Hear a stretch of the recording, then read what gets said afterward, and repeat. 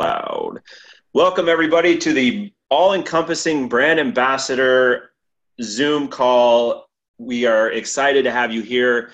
Congratulations for making it. If you're watching this on replay, congratulations to you. Welcome, welcome, welcome. So my name is Corey. If you don't know me, I'm here with Rhonda Benbow and Robin Classville, my left and my right arms for the brand ambassador programs. I don't know who's what, but they're left and right. We're going to start out with a little video today, a little motivation. You guys, we're going to call this the revamping, the rebirth of the brand ambassador program. We have some things to go over, the flow of things, how to get you guys started. We feel like some are stuck in the starting gate and some may be turned around and not sure which way to go. So we're going to clear all that up today. And we're going to get you guys motivated, and we are excited, and a lot of things happening. So after this video, we'll talk a little bit more. Here we go. What is the key to success? Perhaps it is best summed up by this quote. Everyone is looking for the magic pill to success. The one key ingredient, the one single key to success. There isn't one key. There are many. You have the keys and you have the locks. You just have to do the work. Here is the key to success. Actually, 10 keys to success that will get you well on your way to living the life you want to live. Number 1, set clear goals.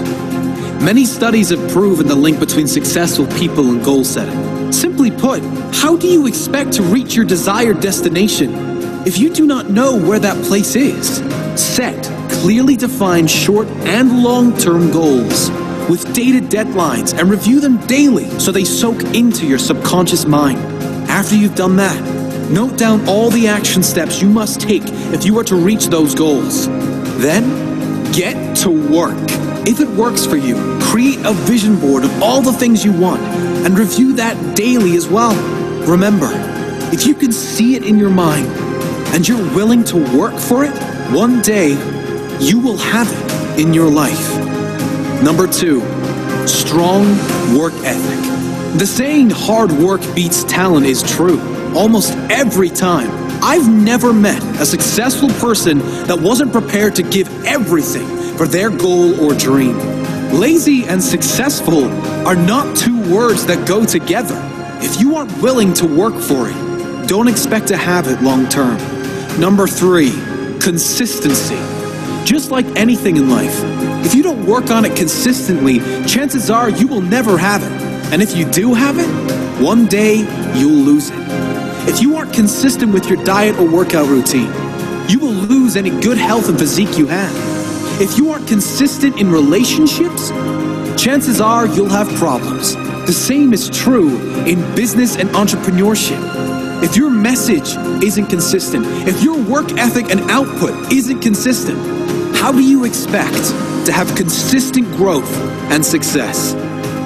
Number 4, discipline. Discipline is a huge one for all types of successful individuals, from athletes to billionaires. It's the discipline to get up early when you don't feel like it, to say no to a night out with friends because you have something more meaningful to work on, the discipline to say no to negative temptations and short-term gain in order to achieve long-term results and pride. Number 5, willing to sacrifice. The ability to sacrifice now so you can enjoy later. To not take the easy path, but whatever path leads you to where you want to be long-term. Are you willing to sacrifice now so you can enjoy later? Are you willing to suffer for a few years so you can spend the rest of your life on your terms?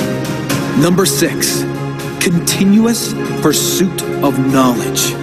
As Napoleon Hill said in his great book, Think and Grow Rich, the way of success is the way of continuous pursuit of knowledge.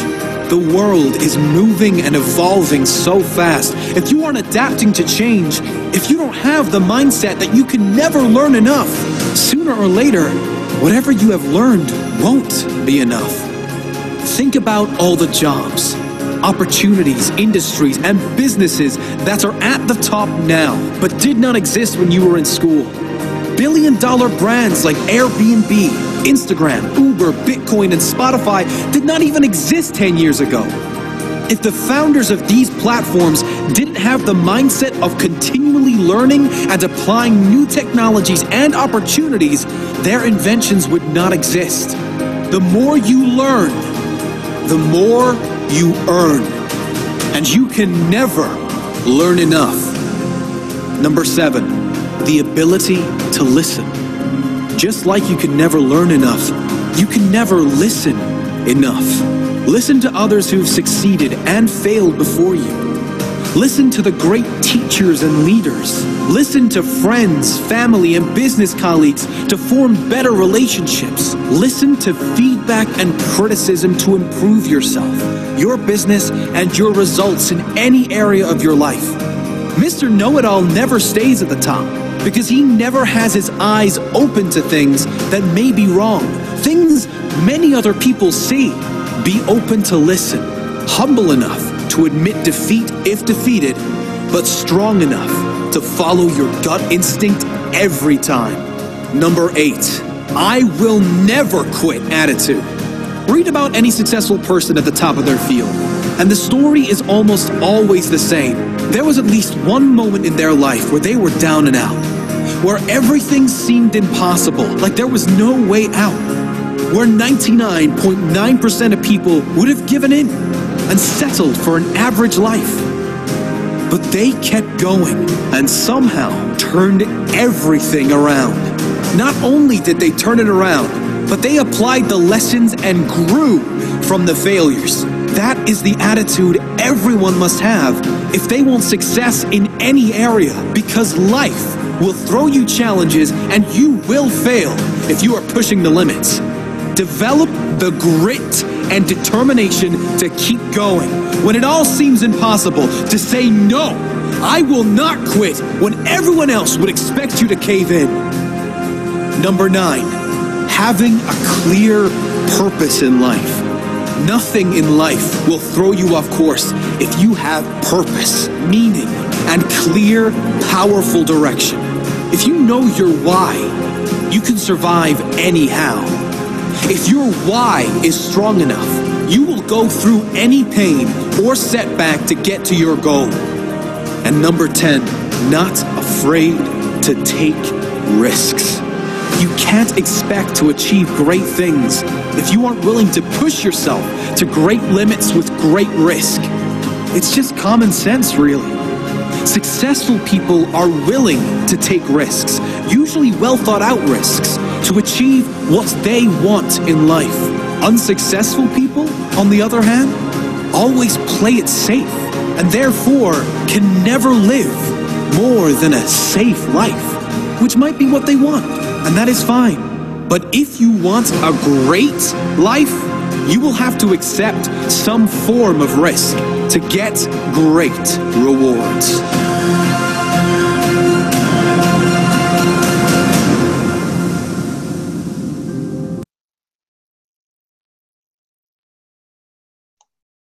All right, I'm pumped up. I don't know about you guys.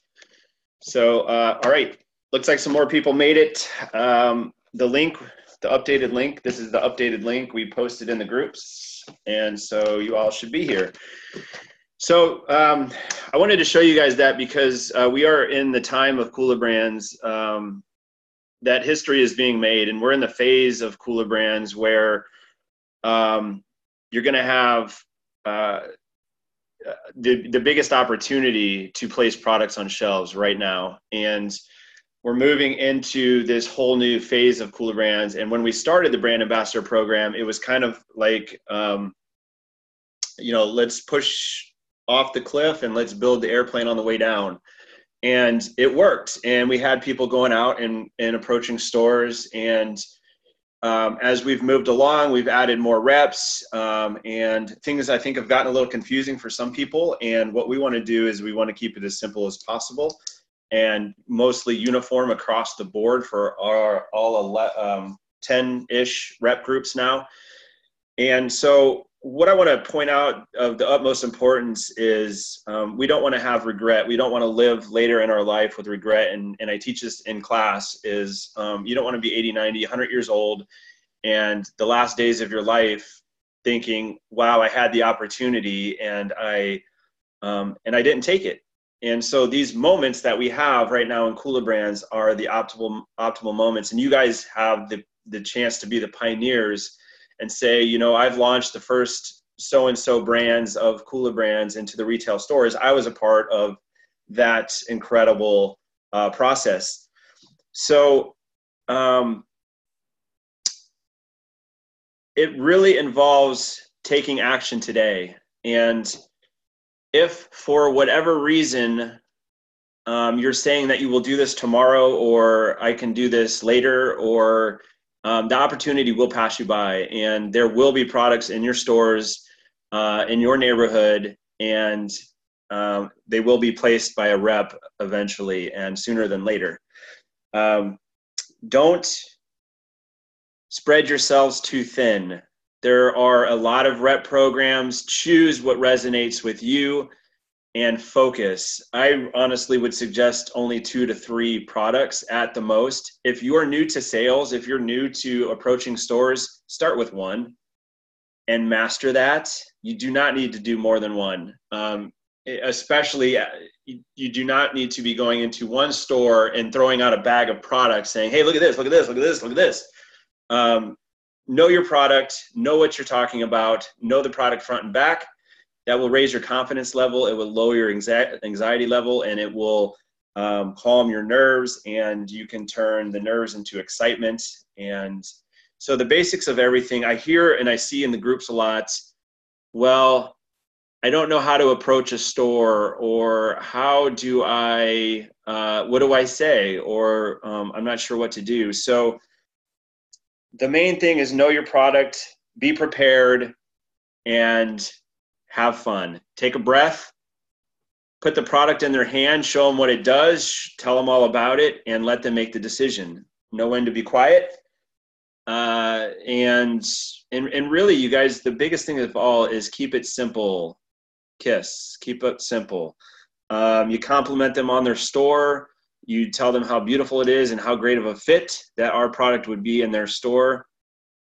And really, I see the biggest thing I see in the chats and the groups is overcomplicating things and overanalyzing things. And so our part of the deal here, Robin, myself, and Rhonda, our part of the deal is to set you guys up for success. And we have put in the work, we have laid the groundwork, and we are going to absolutely simplify it for you guys. And we understand some people have a learning curve with Google Drive, so we're going to do our best to only use that for the rep forms. So I'm going to start off with the flow of the products, the flow of the forms, and how it's going to look and what is going to be required moving forward. You guys, we have over 200 reps spread out throughout the 10 groups, and some, of course, have over 100, and some have under 15. But what we're going to do now, moving forward, is we're going to quote unquote start over. We're going to clean the slate, and we're going to get the ones that want this and want to move forward with this and help us build the brand. And we're going to kind of purge out the chats and the Facebook groups to those that are dedicated and either want to learn, are experienced, and that want to move forward. And we'll purge of the ones that are non-existent or non-active, because you guys, we have reps out there that want to be a part of this, that either are experienced or want to learn. And I feel that there's a lot of groups that, for whatever reason, aren't taking action. And we got to create value. Bottom line is we got to create value for these brands, and we got to create value today. Not tomorrow, not next week, not next year. It's today is the time. And so what we're going to do is I'm going to bring Robin on first to talk about the sales agreement forms, and I'm going to show you share my screen with you as she goes along. And for each of the Facebook groups, ambassador groups, we're going to follow the same flow. So no need to ask, where can I find the form? Where can I find the sales agreement form? I'm going to show you exactly where they are as Robin speaks. And this is a must, you guys. This isn't an option to sign the sales rep agreement. This is mandatory to remain a rep. And as Robin tells you, we're giving everyone till Monday to sign the sales rep agreement. Those that sign it are considered brand ambassadors and will be added to a new chat appropriate to the brand that they are repping. And each product has their own rep agreement because each brand is separate. You guys, we're about to have some serious fun here, and the forms are just the legality part of it, and is sexy and exciting as forms go. Robin. Oh, thank you. Yes, it's so exciting having legal paperwork to do. If you want to bring up the sales rep agreement. I sure will.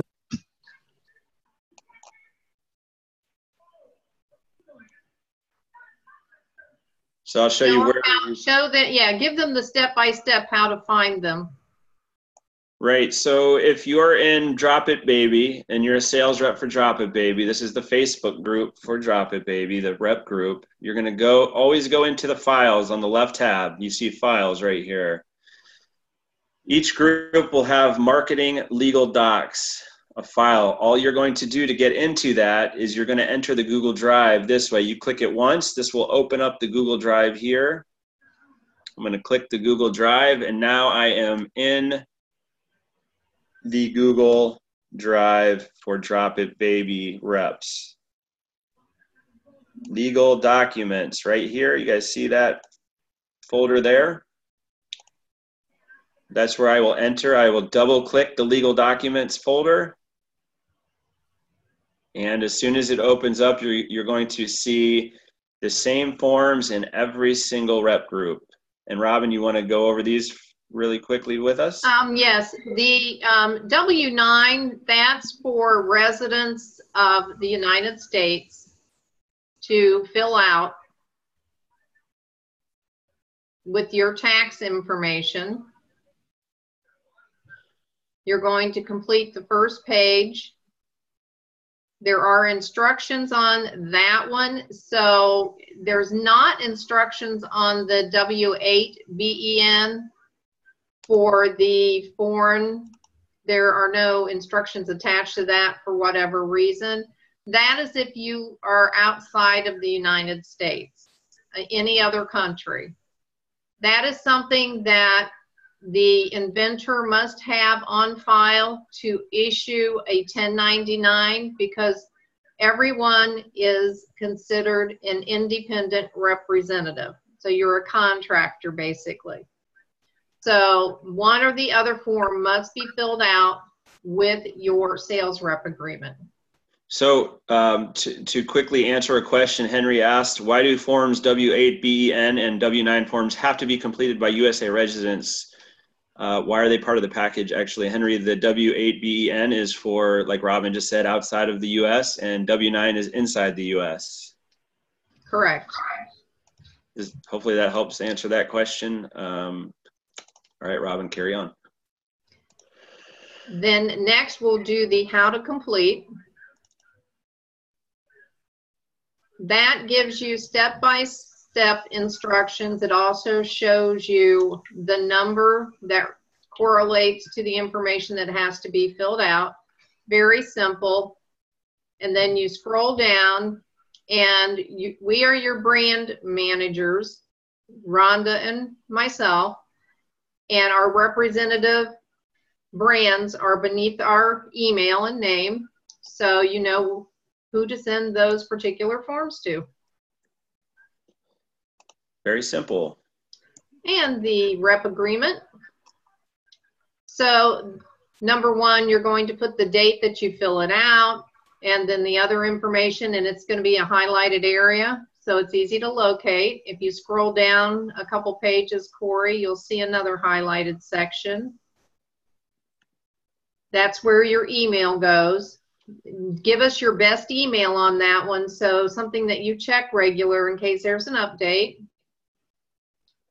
The next highlighted area is where you're going to print your name, and then under by, you're going to sign it. And you can put the date in that one as well if you'd like. So the date you sign it. And then we have made the compensation plan something that's attached to this for you. And you must initial at the bottom of this addendum. And we have explanations on there for your sales pool points. And something we want to point out is that all sales pools will end at an appropriate time, so they won't last forever. And then here are the territories. So for the brand, it tells you what countries that they are currently open in. And at any time they can be updated, and you would receive an email, and we would update the addendums as well.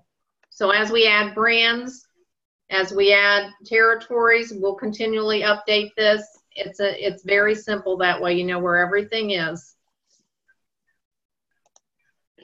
All right. Does anybody have any questions regarding the forms?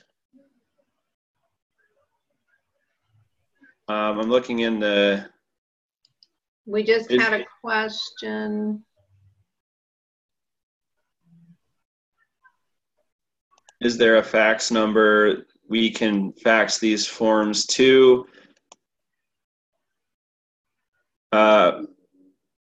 Robin, do you have a fax number? Really, guys, the easiest thing to do is just take a picture of it and email it in. If you have a smartphone that is accessible.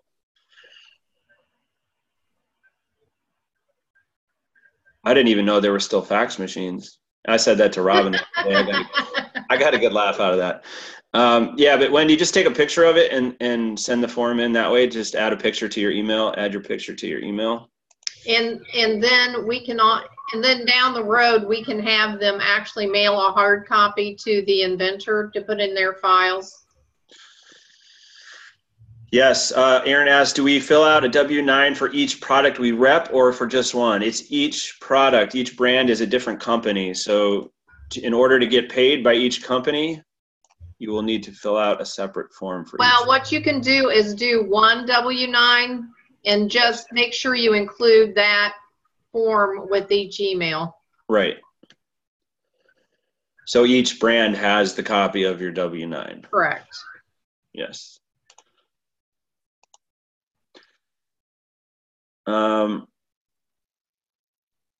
I am an ambassador for more than one brand. Do I have to send multiple W-9s? We just answered that. I do not have the software to change the PDF form so that it is editable.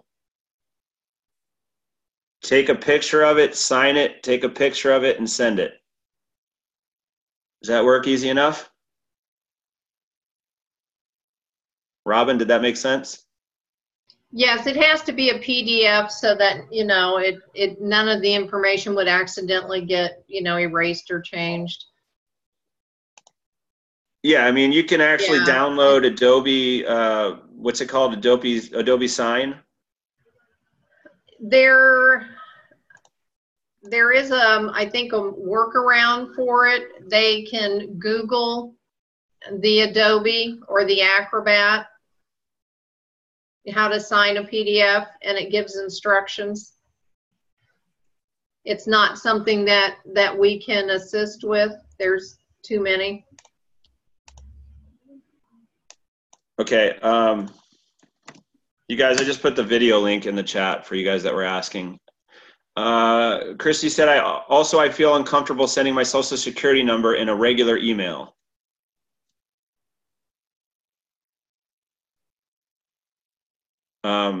You can mail it. Do you want, Robin, you want to have her mail it? That's fine, and I can scan it. If they, you know, I can, anybody that wants to drop it in the mail, just private message me and I will give you an address. Okay. Yes, Wendy, I do understand. Some people do it the old-fashioned way. Absolutely, whatever works. If we already signed the forms, do we need to fill out new ones? No, if you've already signed them, you're good, as long as Robin has them. And well, we will have them in that case do the 2 pages, the addendums. They'll have to just initial those and send them back. So just private message, either myself or Rhonda, whoever has that brand, and we will get you those 2 additional sheets to initial.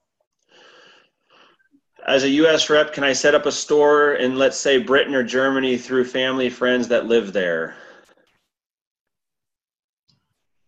Only if the brand is on the territory list for that. Otherwise, you will have to contact the inventor and ask if that's doable. Yeah. What goes in the highlighted blank? Your printed name, and then sign underneath. We can add that, Robin, to the form. To give further instruction, we can say print your name here, and then underneath the next line we'll put signature. How about that? Sign here.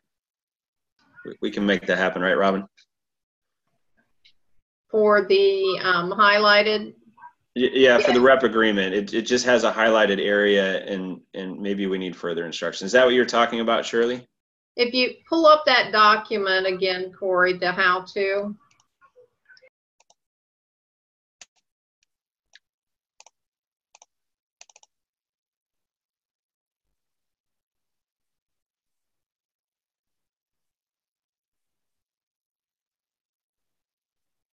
Yes, it does say it there. I'm thinking maybe we need to go further, and under here, write print name here, and then under here we can add the Q&A chat box is open. They can't see the form. Huh? The Q&A box open, I think, don't you? No, that's on your side. I think I don't have it open. My bad. All right, guys. Yes, if we need further explanation, Robin, we can add it to this highlighted area. We'll just add print name, and then under by we can just well say that's not there. That it's not that simple, because we'd have to get all the agreements redone, so we'll just put it in the instructions. Okay, just sign the just print your name in the yellow box and sign underneath, just so we all know it here. All right, cool. Let's move on. Do we need a business license before signing agreement? You are operating under an independent contract, correct, Robin? Yes. So you don't need a business license.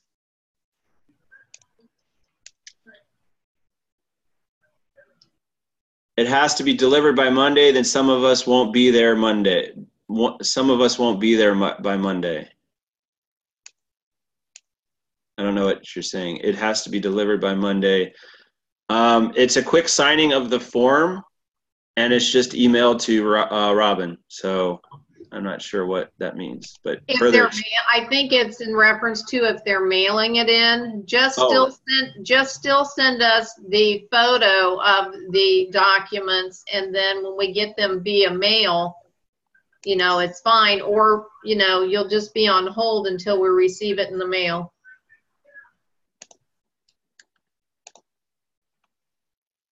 I gotta promote Robin here real quick. Okay, guys. I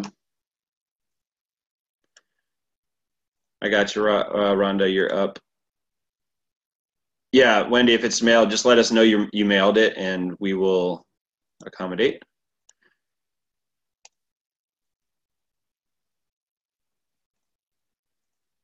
Can someone please add Lisa Musselman to the Cords of Steel Ambassador? After we have the forms, Lisa, we will add, we will be doing that. So somebody can add Lisa Musselman now, but going forward, we're going to be doing the agreements, and then everyone will be added after that. Can I stop my screen share? Yes, I can. All right, guys. So I think we cleared up the form section. Rhonda. So You guys, we are going to, I'm going to have Rhonda explain the guaranteed sales kits, plain and simple. Rhonda, I was going to expand, but elaborate, but I know you got this. Okay. So rather than start with a GSK, a guaranteed sales kit, I'm going to start with the fact that we're in the business of writing orders and opening doors. So your first objective is to introduce the product line and get the store to carry the brand. So our first objective is to write an open stock order with the order form. The GSKs that back up, like just before you walk out the door, you kind of go, hey, I've got like a killer deal for you. And I'd like to show you a way for you to try the brand without a risk. But that's your fallback deal. That's your fallback position. It's not your walk in the door, hey, I've got a great deal for you, risk-free. First, present the product, make sure that the store finds value in the brand, that the brand fits in their store and will bring success to the store owner and value for the customer, and put together an opening order to get that product placed.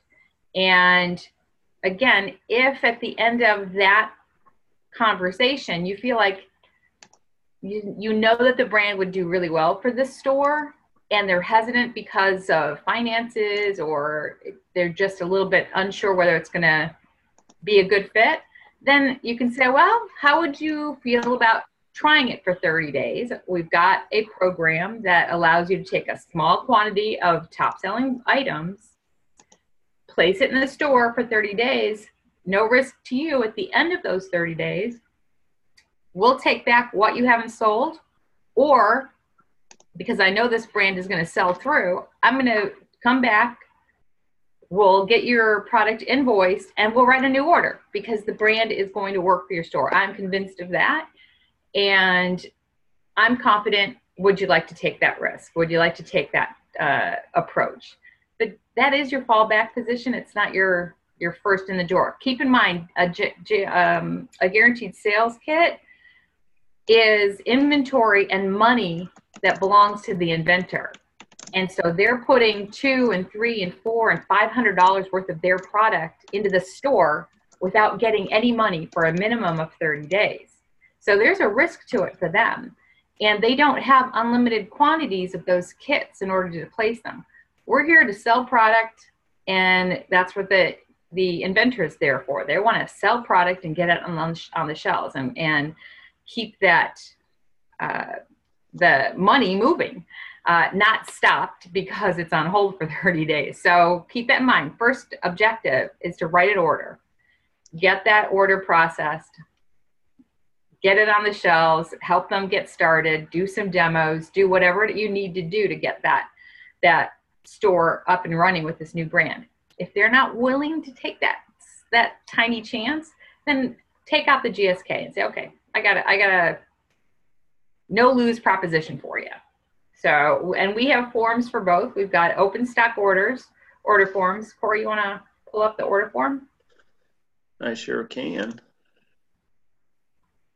So we have loaded both an Excel version as well as a PDF version of these order forms in the Facebook files for each of the rep groups. So what's the difference between a PDF and an Excel? Good question. The Excel version of these order forms is one that you can download onto your computer, and then you can type in all of what's the store name, address, phone number, contact, etc., and then the quantities. So they're ordering 12 of this, 7 of this, 6 of this. And if it's the Excel version, it's going to populate the quantities and the dollar amount as they go. Conversely, a PDF version is just a stagnant piece of paper that you handwrite on. You scan it, take a picture of it, however it is that you want to document that, and then you send it to the inventor. So you've got two options, and one is for those that like to take their computer with them, or maybe they're processing these orders electronically. with the store owner, that works perfectly. Fallback is print off the PDF, do the old-fashioned way. Write it in, fill it out, put in 6 here, 6 there, 6 there, and then you have to do the math with your brain or a calculator. I would use a calculator. So it's personal preference. They're both available. So if you can pull up Corey, yeah, keep it on there for just a moment. So you'll see at the very, very top, if you can scroll just a little bit further. Okay. It starts at the top with the information of the manufacturer, the inventor. So their contact details are right on the top. It says purchase order. If it's a small organization, a small one operator store, they may not use purchase orders. Sometimes they'll just use the date that they place the order. Either way, it's a terminology that's there for them if they need it.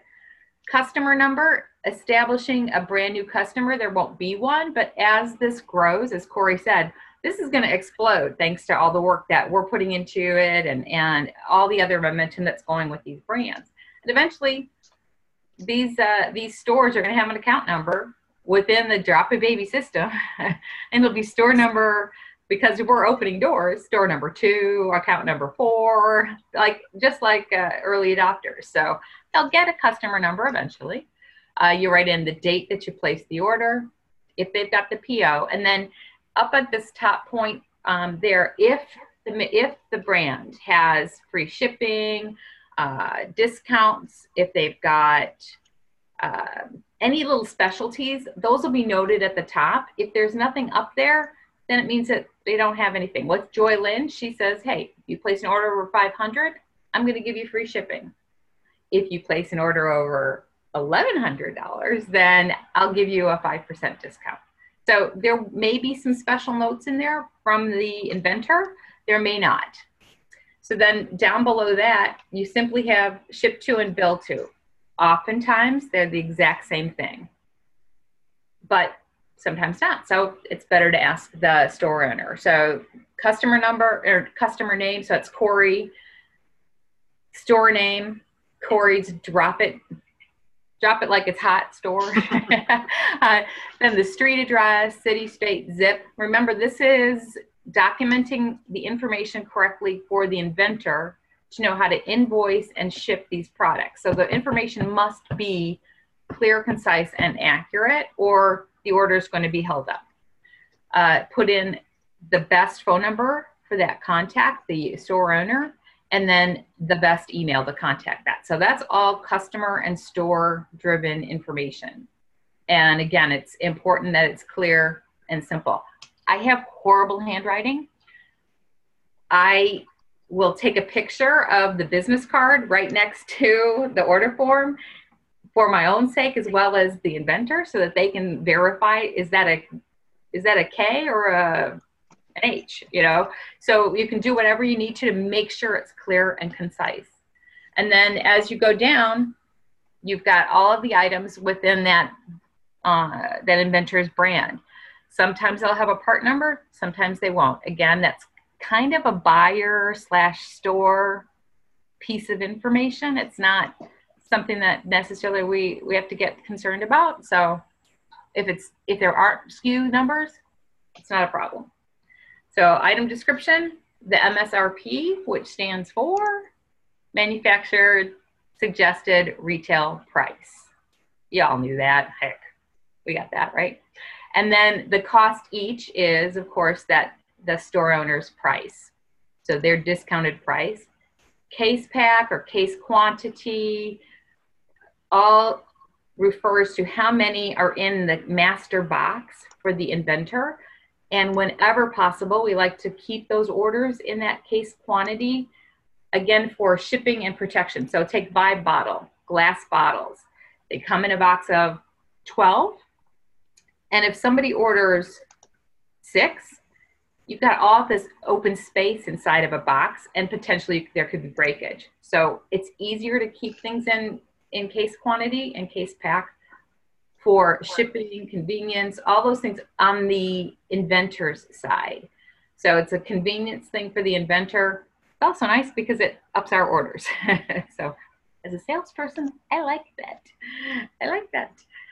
The next column just starts to show what the carryover price is of a case quantity, or if you're filling it out electronically, it will show you, I ordered 10, and it's going to show me the amount of 10 of those items. And then it carries all the way down to subtotal. And that's about where you have to stop.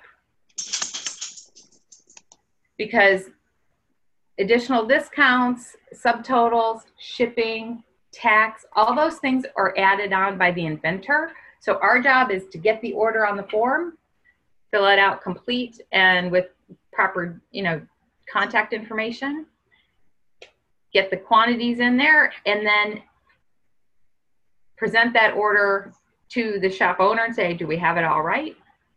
If so, then you send that to Joylyn or Cliff or Zoe or whoever the inventor is, and they're going to process the order, create an invoice, send the invoice to the store owner for payment, ship the order, and then this whole process is on the inventor and the store owner.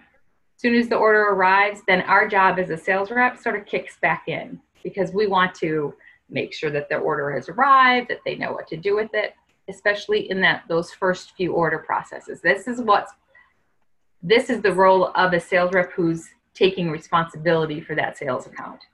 So the sales structure is 10% if you're going to service the account, 3% if you're not. So to earn the 10%, time for us to get back engaged and start giving support to that store owner and help them, whether it be merchandise or demos. There's a document in each of the brands that refers to the pop-up structure. It's a great way to go in for 2 hours, do some demos, play around. Great way to create sales engagement and get that ball rolling. So try to keep it simple. I'm using terminology that's familiar to myself as a salesperson for 30-something years. And so if any of that is unfamiliar to you, just reach out and we will help you get familiar with it, because this is part of your new world and your new challenge, and we know you can do it. So it's simple and it's fun, because you're trying to create success for that shop owner. And hopefully the purchase order, that order form, gives you all the detail that helps you speak confidently to the costing, the price, answers the question, about tax or whatever. So a few questions here. Rhonda and Robin and myself. Shirley asked, how will commissions be paid? By check, by deposit in bank account, or what? That's a real salesperson. Go straight to the, how do I get paid? Yes. I like it. Yeah. So as it is right now, the inventor sends a check monthly for your activity. That could change in the future as we streamline things and as we grow. But as of right now, it's a check to the rep. One note: the difference. There's an interesting little motivator for you. The difference between an order that you write up and place and send in, the minute that's paid for, you just earned 10% commission. You place a GSK kit, you got to wait 30 days plus. So you write an order for a store and get that order processed and in the hands of the inventor. They get paid for that order ships. You've earned your 10% commission, which they'll pay to you within 30 days. And, life, it's like, all right, I just earned some money. At GSK, you got to wait for that 30 days to complete, and then you've got to wait for them to be invoiced, and you have to wait for them to pay that bill. So it takes a little bit more time. I personally, I like money now, so I want to write open stock orders. Yes. I'm getting back to the Q&A. So Rhonda, customer name is the KB member. That's No. what we're, no. That is if we're delivering the product. You're always, this is a form that's identifying this shop that you're selling to. So it's Betty's Beauty Box. It's, Carlsbad Village Music. I just opened that account a couple days ago. Carlsbad Village Music. The name is Janine Thomas. Store name, Carlsbad Village Music. The ship to address for the store location. This is all about the store. Awesome. On Drop It Baby, do they get free shipping and 5% for orders over 1,100? Yes, they do. If they don't provide a reseller certificate, what tax rate do we charge? Great question.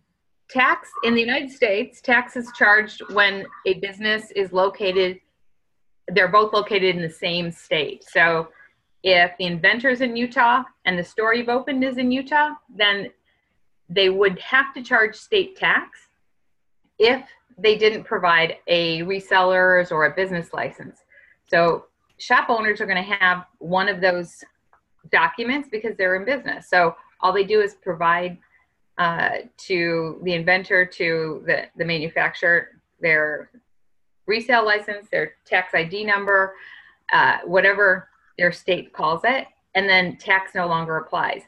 If the inventor is in Utah and the store is in California, they don't get charged tax anyway. It's just like when they order things online from somebody that's out of state, you don't get charged sales tax. It's the same for retailers. So rarely will you need to worry about tax, mostly because they're all in business and they've got resale licenses.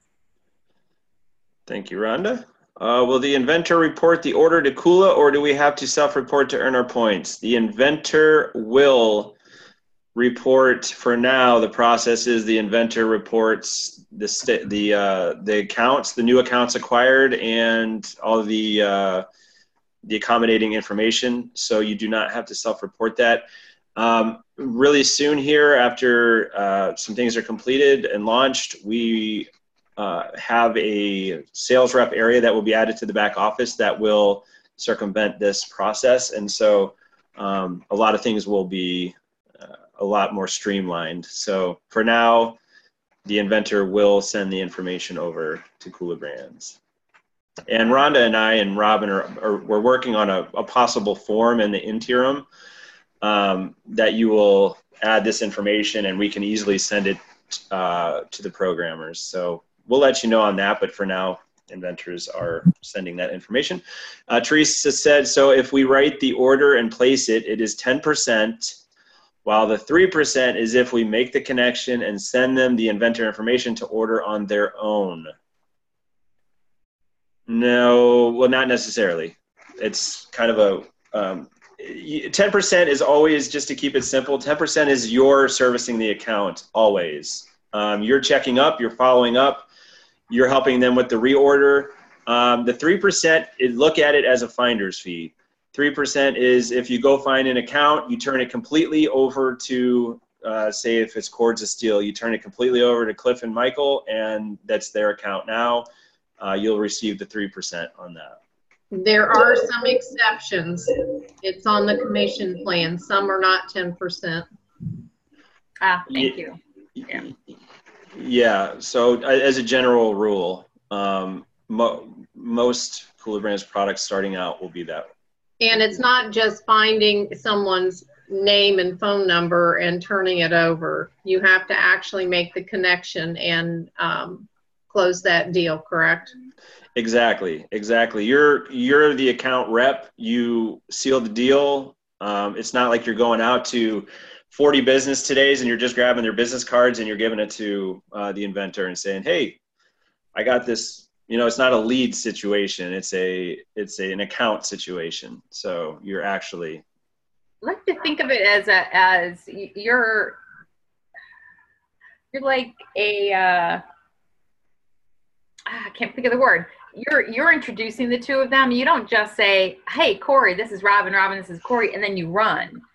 You know, you be part of that conversation for a little bit. So you write that first order, you make sure it's processed properly. Hopefully I would say, to make it really valuable, to make it an account that continues to grow, which we're all going to earn royalties from, you want to make sure that first order is delivered, set up, they know what they're doing. And then, if you're going to turn it over, then Joy Lynn or Zoe or customer service will continue servicing that account. But on that first order, you got to do what we're here to do. And that's to build the brand and represent the brand professionally and with integrity, and to make sure it's in stores that it can grow in, and that will help the business, both sides, brand and the store owners themselves. So take some responsibility and do it right. Yep. Awesome. Henry asked, can we or should we ask for payment before signing up the vendor? Also, what form of payment can we ask for credit card payment? Go ahead, Rhonda. I think in general, every inventor, every brand is accepting credit cards, but we don't take any of the money. Again, you're writing up an order or sending in a GSK. The inventor is taking over the paperwork from there. They're creating an invoice. It's going to include shipping or tax or whatever it needs to. They send it with their payment terms, which is a credit card, anything but American Express, PayPal only. They're all going to be a little bit different, but in general, they all take credit cards these days. And so you don't need to worry about any of that. Don't get hung up on that, because there is no other way. Yeah. Flatline. There is no other way. They order through the purchase order, the sales order sheet, and the inventor invoices them. You do not take payment. You do not use your own PayPal. You do not use your own credit card swiper. This is all through the inventor or the brand. Henry said, the 4 stores that have committed to putting our product in their store, do I need to take them a form? If they've committed, they need to order. Sales order sheet, we need to know what they want. Henry, definitely go. I don't know where you're at with Michael and Cliff, or I don't know what the deal is going on between you guys. But in order to get product, they need to fill out the sales order sheet, and they need to be invoiced, and then the process begins. Hopefully that helped. Corey, one of the things, cover the GSKs in multiple locations for the same company. Go ahead, Rhonda. So again, I've just found this great little chain of local stores, and they've got 6 locations, and the only way they're going to give it a try is through the GSK. And the store owner says, well, can I get 6? No, you can get 1. Let's try it out, build our confidence. I'm going to show you that this brand is going to work for your store and for your business. We'll bring in a GSK, we'll get it selling, and then you can launch and write 6 orders, 1 for each of those stores. So one GSK, even if they have multiple locations. Because again, that's $300 and $500 and $600 worth of inventory, sellable inventory of the inventors that you're going to wrap up and give away for free for 30 days. No. 1. Yeah, absolutely. This GSK is the test phase of the beginning of the products. So we are testing to see what locations work best, what geographically where they work, and types of stores. And so absolutely, this is the test phase. Wendy asked, are we allowed to go to stores and the retailer look after their own ordering? Are we allowed to go to stores and the retailer look after their own ordering? I think she's asking, the retailer looks after their own reorders, and Yeah, I mean, they're doing their reorders. They're getting low on inventory. They want to reorder. If you're servicing that account for 10%, you are in there checking up, calling them, stopping in, and absolutely, that is your 10% commission. So in those situations, what I would say to do and what I've done in the past, if you've got a distance between you, or they want to take that on and process their order, just ask them to simply copy you and they email their order into the inventor. And then, there's a new process, a new order underway, and you can follow up and follow through and help keep that ball rolling. So I just always ask my buyers, hey, send me a copy of the email. When you send it to Cliff, copy me. I know you've got a new order in process. I can make sure it gets taken care of. So again, that's the responsibility of being a sales rep who's servicing the account. Right. And if it's one hub location that has, say, 300 stores, that becomes a Cords of Steel account, 3%. It is not a 10% commission. That is really for your mom and pop, small store owners. You're building relationships with. You're popping in there saying, "How's it going?" When it becomes a large chained store, of course, we're going after mom and pop stores. That's what we are to do as brand ambassadors. We are hitting the base hits, not the home runs. We leave the huge accounts up to the inventors and the ones that have the connections with that. So Henry said, do you have a payment form which the vendor can complete and sign off? Example, I get credit card information or void check, please advise. You don't take credit card. You don't take a check. Henry, just process, get the order written up, send it to Cliff or whoever, send it to the inventor, and the inventor invoices and gets payment. So again, we don't, as sales reps, we don't have to do any of that. That is all between store owner and inventor. Cool. Let's see. Who will be responsible for maintaining the client order forms we complete? Do reps keep a copy or is the brand company keeping it? Will Cords of Steel assign a client account number to reference for future orders? Yes, they will. Who will be responsible for maintaining the client order forms we complete? That is, you send to the inventor. The inventor, that is their job to invoice the brand, or I'm sorry, invoice the customer. Do reps keep a copy of the brand, Rhonda? If you're emailing it to the inventor, you're going to have a copy in your email. And again, if they're going to place their own orders every once in a while without your involvement, ask them to copy you on that email so you have your own record. That again is part of account management. You just know what inventory is coming in and what inventory is going out.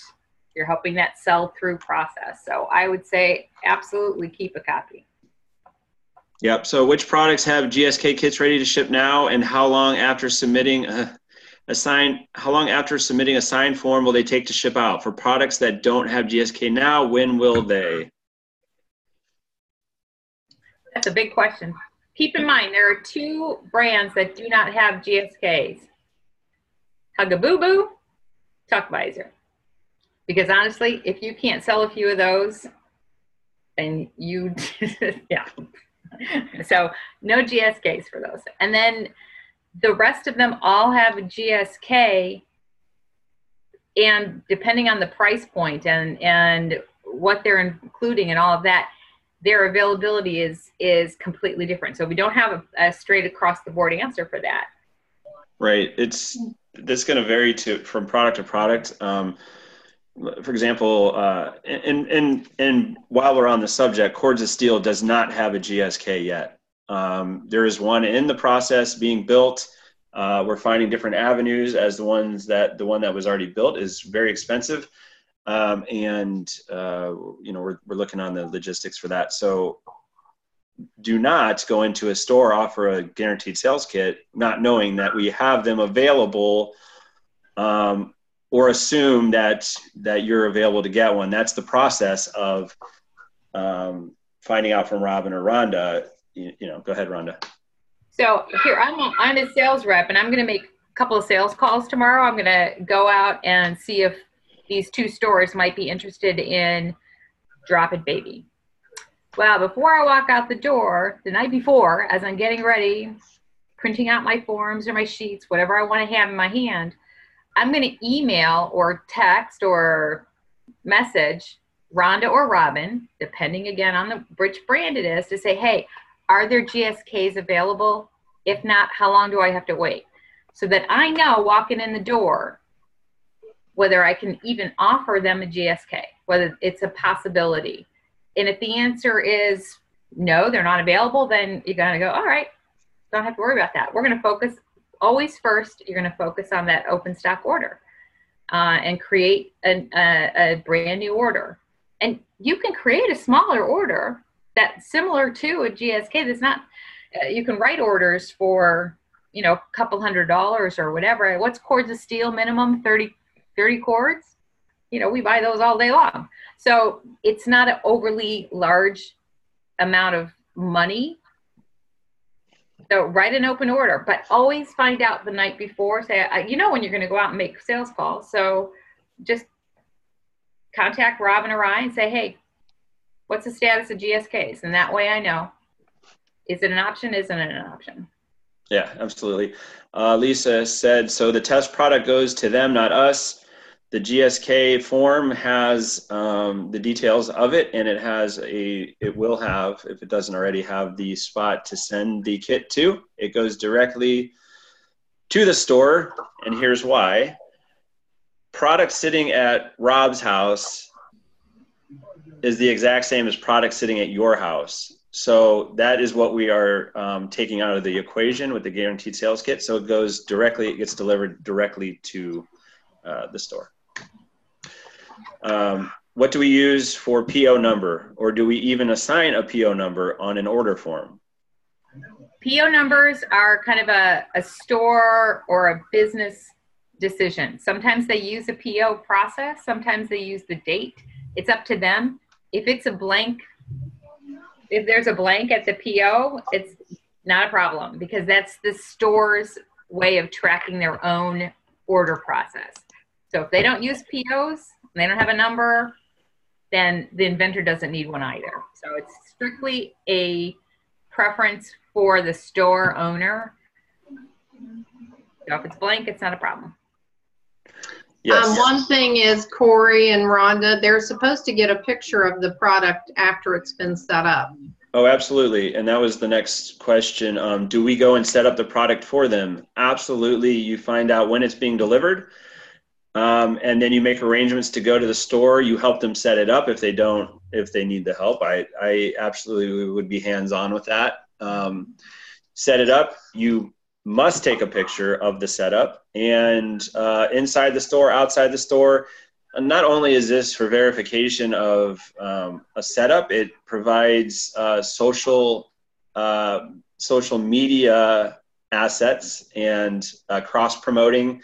I would get information like, what is your Facebook handle? What's your Twitter handle?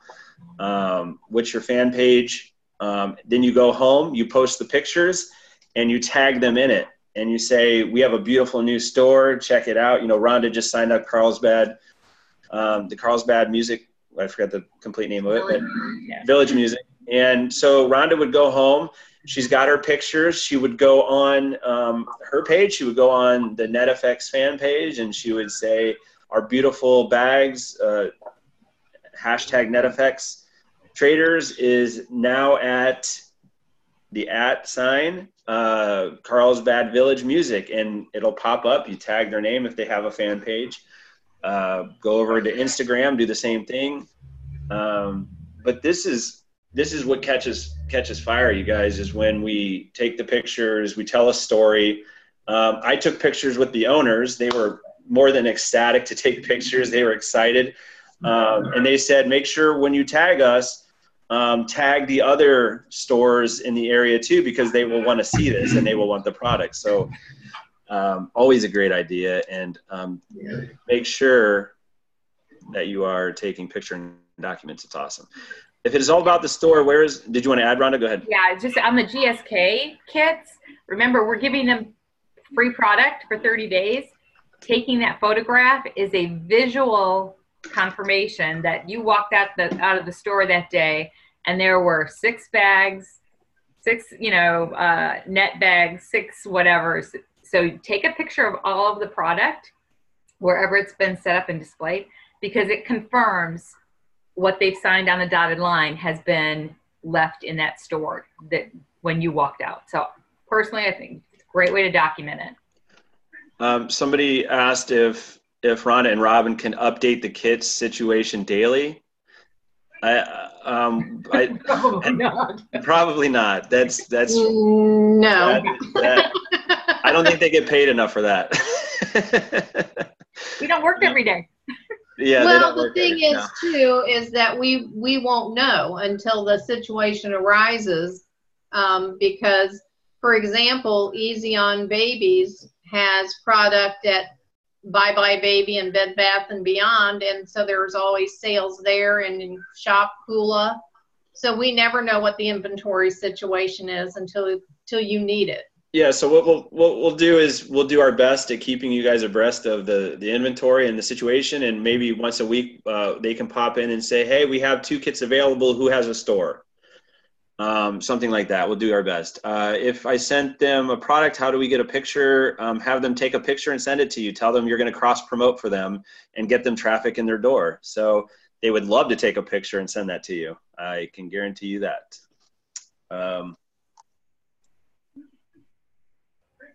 Isn't it best to try and sell at least half of the GSK on the day you do the event? Well, yeah, you want to, sell the whole thing if you want. But yeah, definitely, Tina.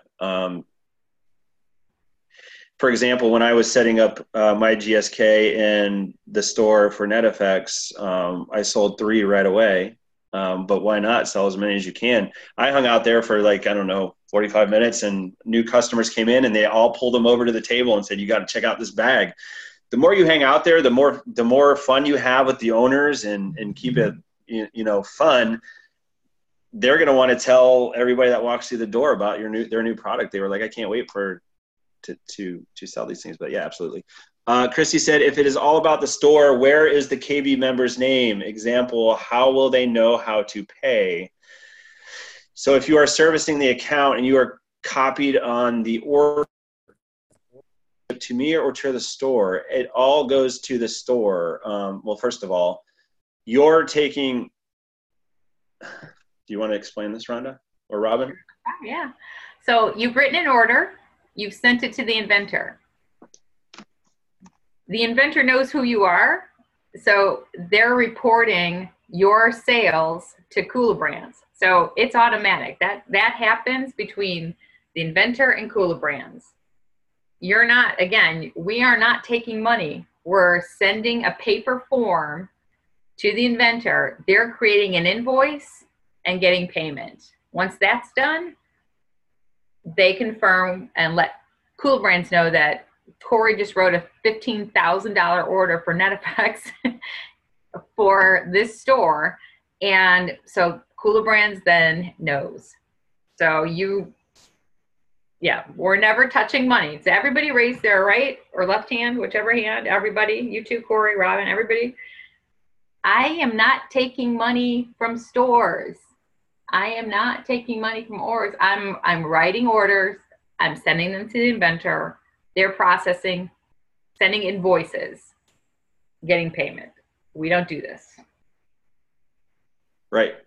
Yeah. So so I took a picture of the order and sent it into Artis, and so she absolutely knows who it came from and the invoice and how to pay, and bada bing, bada boom. All All right, guys, we are getting near a little over where we should be. So we're going to take the rest of these questions, and please hold off the rest of the questions for the chats and the groups. Will inventors notify the sales reps when shipping occurs? We hope so. What was that? I said we hope so.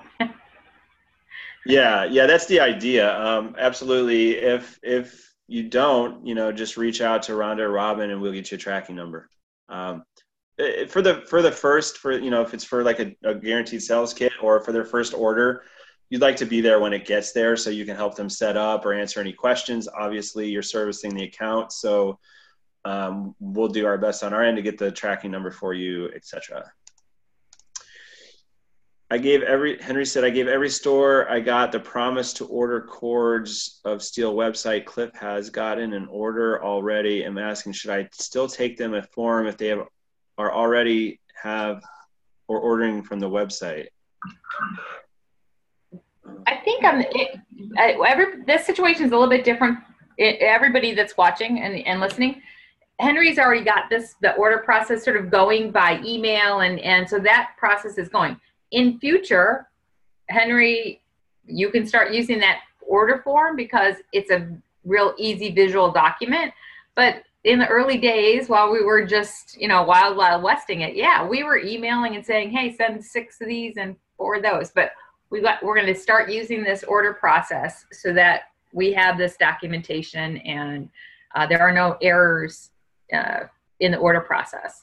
Yeah, so if in this situation, this is a special situation where Cliff has already got the order out. I'm assuming he already sent it or invoiced at least. So when you're following up with the account, or if Cliff and Michael are taking care of the account, they will be in contact with the customer. And so they will, you're good there.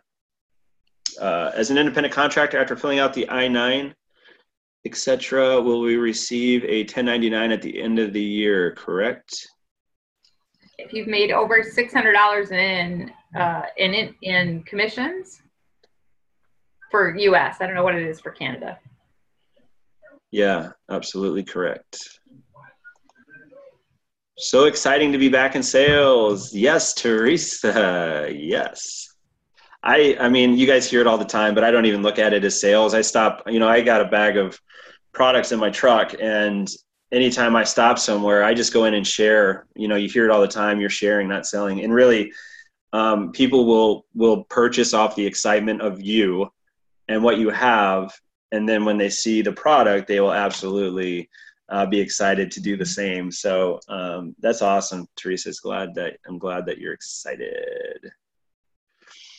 Aaron asked, what if we bought the product ourselves, like Vibe Bottle Kit or Cords of Steel retail wholesale?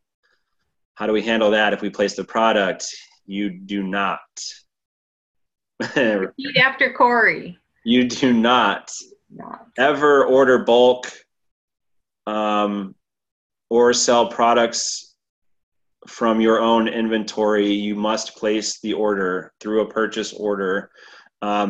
You guys, there was a little confusion on this as far as the Cords of Steel went. Cords of Steel is a little different animal, but they do have retail cards available in bulk order. Those are not to order yourself and then sell them to the store. Those are if you have, say, you're a full-time salesperson and you're going out to 40 stores today or 100 over the next week.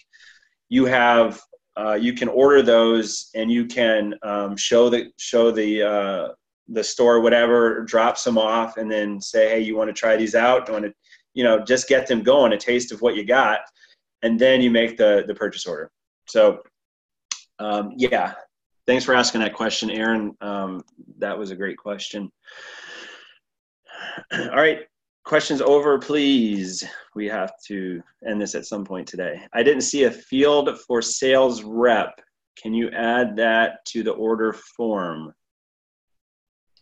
It's not necessary because it's coming from you to the inventor. And if it comes from the buyer, you're already attached to that account from the inventor's side. So it's not necessary. Correct. All right. So, fantastic. Do you ladies have anything that we feel like we missed or want to add, or? Just going to reinforce one of the things that Corey said. These are passion brands for, I'm hoping for all of us, but certainly for me, the ones that I'm hands-on with, I'm passionate about. I love NetFX. I love Drop It Baby. I love Yehudi Who. I mean, these are brands that I absolutely adore. So Corey said it best. They're going to catch on to your passion, and they're going to be excited as well and want in on this excitement that we've created. So have fun, believe in that product, have passion for it, and half of your problems are over. And then when you do come up to and up against a problem, just reach out to Robin or I first, depending on which brand it is. And we're going to post that little sign, right, Corey? Cool. Kind of looks like this. So it shows you who to reach out to. First. Yeah, and that's on that form as well. So it'll be good to have and post. Well, we'll post it up in each of the groups, so you know who's your first go-to when you have a problem or a question, and then you can always reach out to Corey. But seriously, yeah. And by Corey, she meant Robin. You misspelled Corey. You misspoke. Also, guys, a good rule of thumb in regards to knowing your product and knowing everything about the product. If you have, and this is going to go specifically, say, for cords of steel, where it is a gadget, it is tech, it is a new invention, but there's a lot of basics to knowledge of the cord. So when in doubt, Google it. If you don't know if a certain question, just Google it. That's how I learn a lot. But if you don't know the correct answer, please do not share that you just answered somebody's question and then it's the wrong answer, and then we have people delivering wrong information. Does that make sense? If you aren't sure the answer, just ask and we'll tell you. For example, what does triple blind mean? A right angle triple blind. What does that mean? If you don't know, ask. And that's, that's going back to the Facebook chats and the Facebook group. Those are a great resource for you guys. It's an absolute resource, especially if you're in your car on the move from store to store and you have a quick question and obviously it's not a Google answer and it's product specific. Ask in there. Remember, you can mute these chats, but I suggest that you stay active in them because we will remove you. Just kidding. No, but we will. No, but really, not everybody knows that those can be muted. You don't have to leave them; just mute them and just use them as a resource, guys. We're there. Robin's in there, Rhonda's in there, I'm in there. There's some awesome qualified reps in there that can help you. So you use us. All right, I think that's it, guys. I got some more work to do, and we got some more stores to place. So go out there and make today your day. No regrets. Have fun. Take a deep breath. Know that you've already won because you're in Kula Brands, and you're just pouring gravy on the biscuits now. So go out there and do it. You guys, thank you all very much. We love you all. We appreciate you greatly, and let's go create some value. Have a good one. Thank you.